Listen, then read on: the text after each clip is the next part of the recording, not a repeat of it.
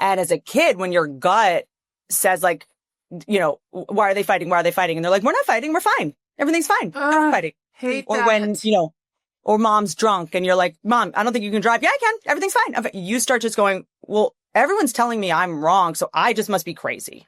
I'm crazy and I'm always wrong. So I'm not going to trust my gut anymore. So I really disconnected from my gut. So I didn't really know what happened for a really long time. But I grew up in Washington, D.C. in sort of the early parts of my years, but spent the summers in a place called Roanoke, Virginia. And ultimately, my parents were not able to care for me. And they were, divorced. Shocker. And I ended up moving to a place called Roanoke, Virginia, and I lived with my aunts on a farm. So I went kind of back and forth. And I know my inner monologue right now is going, you're being boring, you're being boring. No, that's just fantastic.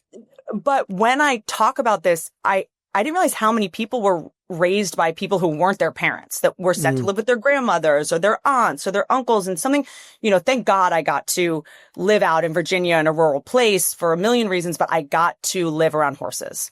And so I really say like I was raised by horses in a way. Thank God that was my saving grace, because horses are direct and they're honest and they don't hold grudges. And the way that the herd works really taught me a lot about, I was diagnosed with having Asperger's and being autistic and all these things, nonverbal and whatever. But as soon as I was around horses, I felt like I was able to communicate because it's all physical with them. Verbal words usually get in the way of what we're trying to say, right?